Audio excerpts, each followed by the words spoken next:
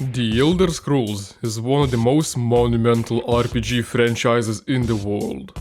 Right from the start, the series were incredibly ambitious and kept setting the standard for what an open-world sandbox RPG should be like. Daggerfall had one of the largest worlds in gaming, Morrowind revolutionized the series with the switch to full 3D and a more handcrafted approach to world building, Oblivion pretty much defined the generation, and Skyrim ended up being one of the best-selling games in the world. I mean, with the amount of re-releases, most of the player base bought it several times over, right? But with every installment in the series, what started out as something mechanically intricate with mind-boggling amount of options for role-playing ended up more and more streamlined, to the point where mechanics are so simplified it's pretty much impossible to fail at these games anymore, and the writing leaves a lot to be desired. The one thing the Elder Scrolls series excels at above everything else is being an amazing sandbox for modding. It's quite common for a Skyrim player to spend more time downloading and installing mods than actually playing the game. Hell, I know people who spend hundreds of hours in Skyrim and they have yet to finish the main story. And oh, what variety of mods there is. You can have an expanded arsenal of lore-friendly gear, or you can turn all dragons into Macho Man Randy Savage. Yeah! You can overhaul the game into being a harsh survival experience. Of course, can't forget the Goonerverse of Lover's Lab, that's just as important. Just about anything you can think of, there's probably a Skyrim mod for it. Now, what if there was a mod that improved just about every aspect of the game? What if it made the world building more intricate, the writing more clever, the character building mechanics deeper, the combat more challenging? What if there was Skyrim, but with blackjack and hookers? Quite literally. What if there was a mod so big, it was no longer Skyrim? This is where Enderal comes in.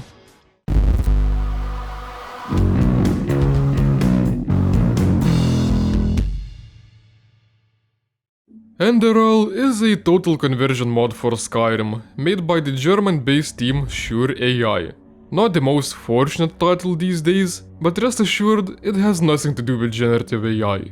Enderal is not Sure AI's first rodeo, as it is the fourth game in the world of Win.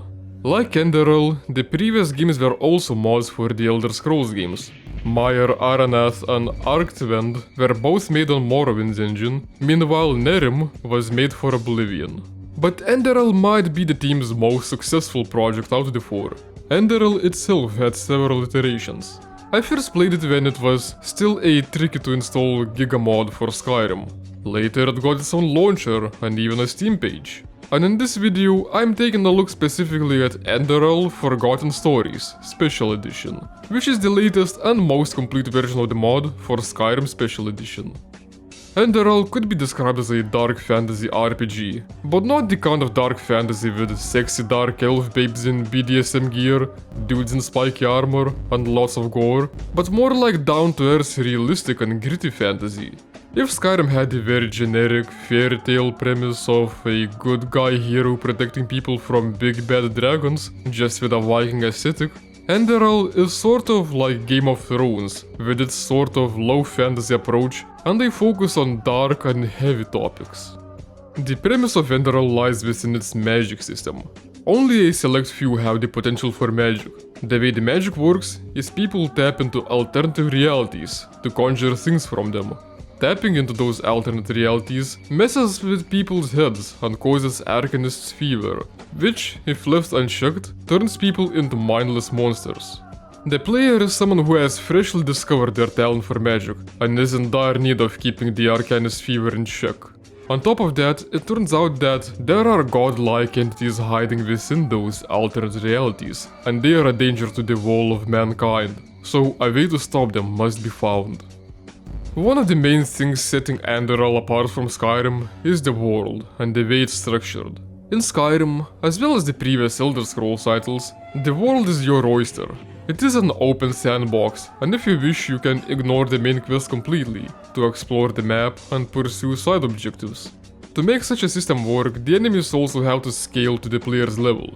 While that makes the experience smoother, it's a lot harder to make power progression feel impactful. Meanwhile, Enderal has no level scaling.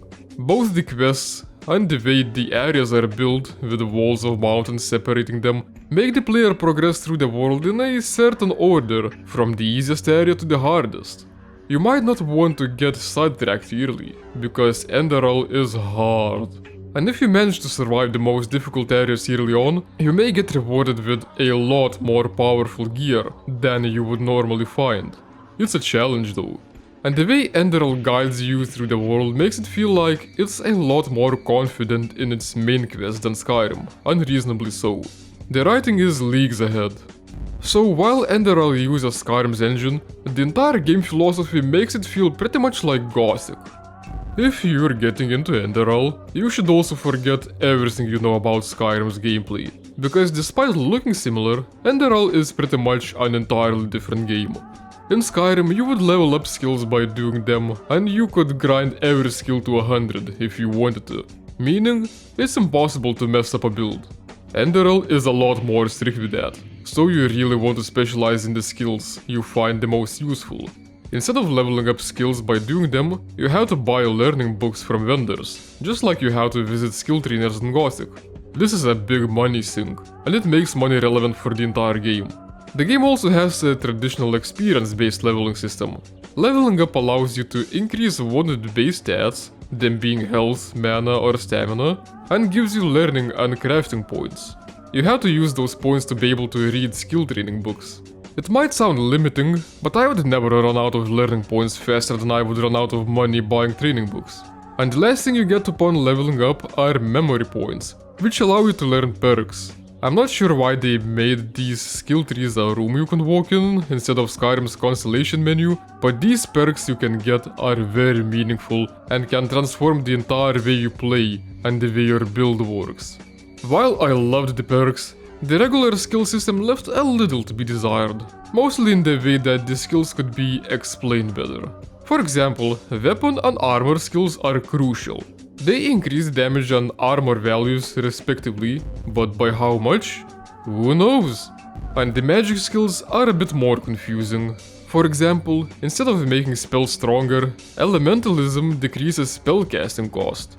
To increase the spell damage you need to find higher ranked skill books, making spell upgrades similar to weapon upgrades. Yet there are some psionics spells that do scale damage with the skill level, so that kind of inconsistency is a little confusing. You really want to think well about what skills and perks you train. Enderal is also a lot harder of a game. What would be the normal difficulty in Enderal feels like Skyrim's hard. Aside from the lack of level scaling, the base strength of enemies seems higher. On top of the higher encounter difficulty, healing in Enderal is a lot more limited. The most reliable way to heal is food. It heals a lot more than in Skyrim, but it also only works out of combat, so every fight turns into a matter of survival instead of winning. Food is also a bit more rare. I found it interesting how the healing system incidentally recreated the historically high value of salt in this game. In ye olden times, salt would be called white gold due to its highly valued food preservation properties. In Enderal, nearly every single meal you can cook requires salt, so finding some means you will live to survive another day. I would get more excited about finding salt than gold in the game. But yeah, stock up on those cream pies. There are still ways to heal during combat as well, like spells or potions. But they have the drawback of increasing Arcanist's fever, so they're only really for emergencies. As Arcanist's fever increases, it causes various debuffs upon the player, and if it reaches 100%, the player just dies. The only way to lower the fever is by drinking ambrosia, and ambrosia is expensive, especially in the early game. You can also forget what you know about Skyrim's classes, because Stealth Archer is one of the weaker builds in Enderal, both because a lot of fights are in tight quarters, and because there's a lot more vegetation and clutter outdoors, so it's hard to see enemies until they're right next to you. Spellcasters seem to have the highest damage output. My caveman brain is used to melee fighters, so I went for a Spellblade build. Or a Spellmace rather. I wanted to have a plan B for the times I ran out of mana. Spellcasting from distance with relatively high damage made getting through melee fighters fairly smooth, but any enemy spellcasters would be the bane of me. The problem is that they cast that magic shield that negates spell damage, and that's the most of my damage. On top of that, they never run out of mana, so the only way to deal with them is to out-tank their damage, and in most cases, I couldn't do it. Or there would be quite a few cases where enemies would gank me right upon entering a building, and I couldn't do anything while I'm still loading in, so it would be overall unpleasant. I'm not even sure how viable a melee-only build would be, but from what I found, it seems that the game wants you to block a lot. Enemies staggering you with melee attacks is very annoying, but you might be able to outplay them in their own game. What the higher difficulty and lack of level scaling does overall is make the progression feel meaningful. At the start of the game you're basically a random schmuck, and just about everything can kill you. But as you level up, you're able to venture deeper and deeper into dangerous territories and slay monsters that would one-shot you earlier. Every single new piece of gear and upgrade feels incredibly welcome and valuable, but you have to work for every single upgrade. It can be tricky looking for encounters you can actually win, and money for skill books is never plentiful. Although Enderal does include one power fantasy, and that's affordable housing. I was really surprised by how early I could purchase a home. Housing is another money sink if you want more furniture, but I never found myself needing anything more than the default bed and chest. Guys really live like this and don't see any issue. Sometimes I would struggle with the game's difficulty, and for a good 70% of the game, I felt like I might have been doing something wrong with my approach, but I still refused to lower the difficulty. Even though I often struggled, I did feel like I was getting the intended experience. Every encounter felt dangerous, and I could never be completely at ease, and that just added to the dark fantasy feel and overall immersion. It's gotta be said that there are bugs and jank in Enderal. It's pretty much unavoidable. Some of it is just due to the limited QA from such a small team of developers. Sometimes the subtitles don't fully align with voice acting and such, but a good part of the jank is also just the signature Bethesda bugginess inherited from Skyrim's engine. It's nothing major though, and it doesn't detract from the game's enjoyability. Oh, I almost forgot about the character creation. Just like in Skyrim, there are several races with their unique starting perks, but all of them are half-breeds. Most of them look like regular humans, but there's one more elvish looking race. Despite the tame selection, I managed to create this gremlin. Meet Mortis II. Mortis, because he's pretty much modeled after the Dungeon Synth legend of the same name. And second, because I had made him before, but never finished the game. It would just make it hilarious whenever any game character would comment on my looks. Well, it most recently gained a good-looking Aramis man.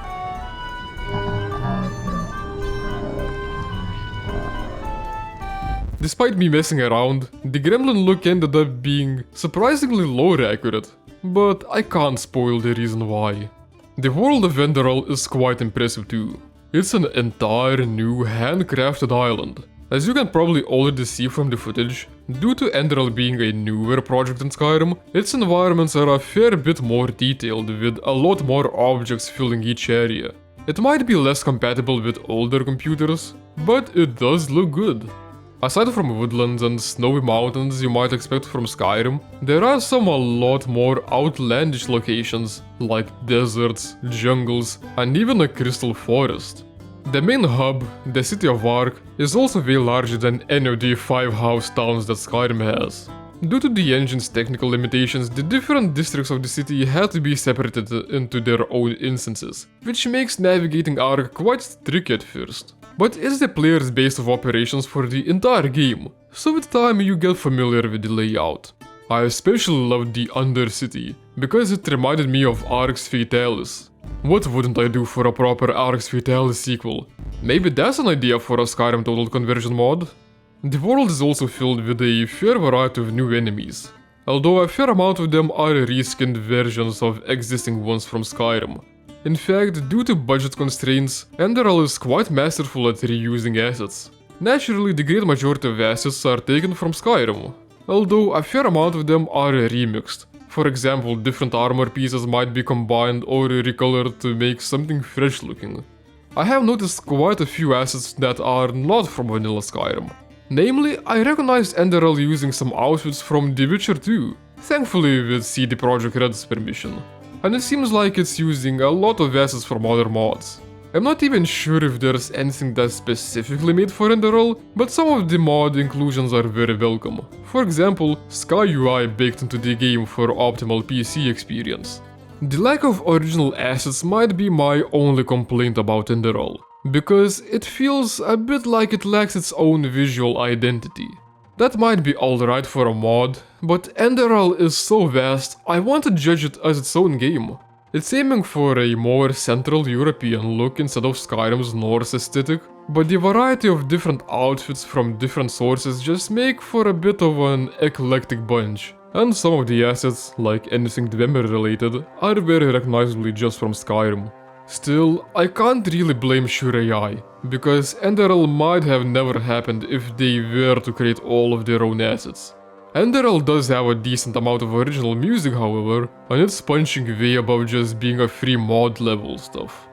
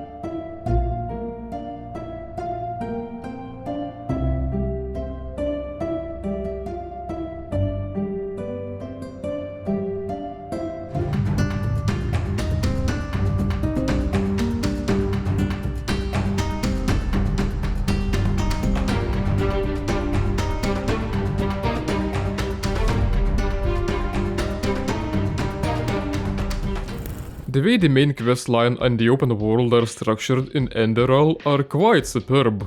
Most main quests take the player to some pretty unique and memorable locations. I quite liked the one that felt like a combination of Nosferatu's mansion and the haunted manor from VTMB. Quite often, however, questlines would have some downtime between objectives. The player would need to wait an in-game day or two, and that's the game softly telling, "Go do side content, dummy." The quests ramp up in difficulty fast, so you really want to do as much side content as you possibly can at a time, whether it's side quests or just random dungeons. As I've said, every single level and gear upgrade matters, and Enderal is quite good at making exploration rewarding. You can find enchanted set items in the most unexpected places, and there's neat collectibles just out in the wilderness, like ice claw mushrooms that permanently increase maximum carry weight, or these arcade game-like magical symbols that you can collect for some extra experience points. Despite the progression through the world being more linear than in Skyrim, it feels a fair bit more important to actually go out and explore, and do as much content as you can before proceeding with quests. The game even incentivizes the player to get invested in the world's lore, because dialogue options asking for knowledge about various things also rewards the player with experience points.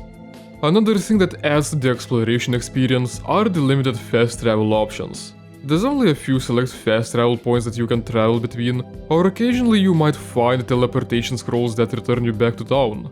This way you actually have to walk from area to area and see things for yourself.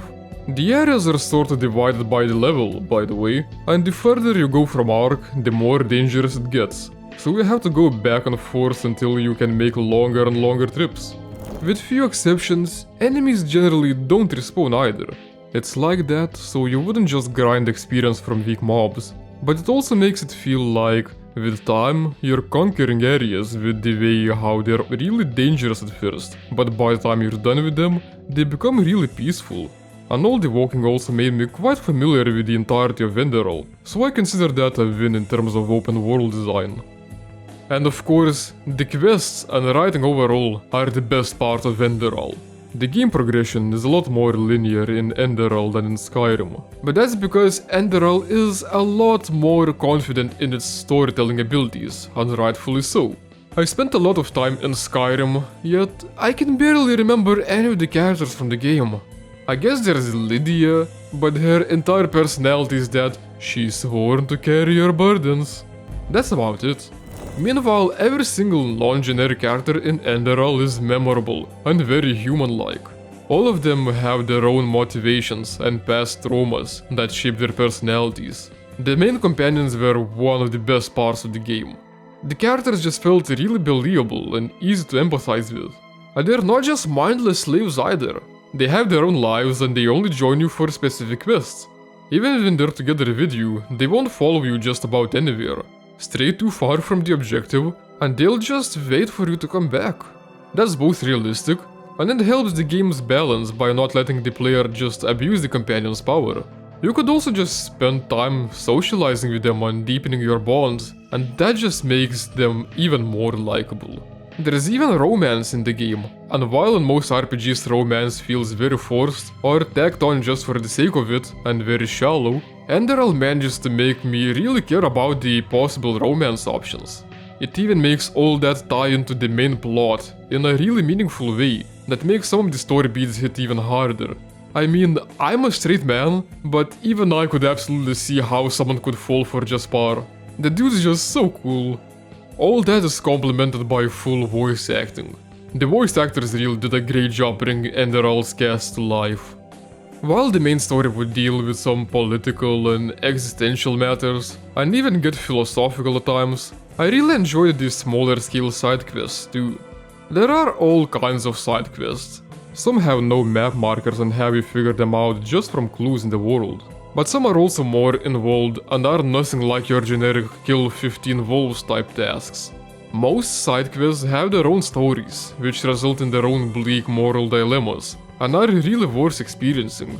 For example, I really enjoyed Esme's side quest. It's a series of adventures towards the end of the game from a seemingly completely random person without any promised reward, but the story is just so engrossing.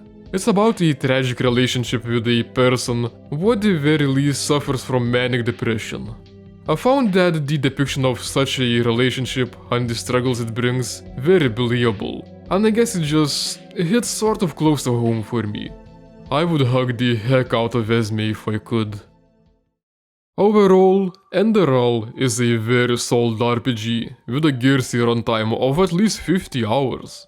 In my opinion, it improves on just about every aspect of Skyrim, and at the same time shows that the forgotten formula of Gothic's open world design might work better than the popular Elder Scrolls sandbox. Enderal might not have multiple factions to choose from for role-playing and replayability reasons like Gothic, but it doesn't need to, since it's also its own game. It is astounding what Sure AI managed to pull off with so little. It is one of the best RPGs I've played in recent years, and it's only a free mod.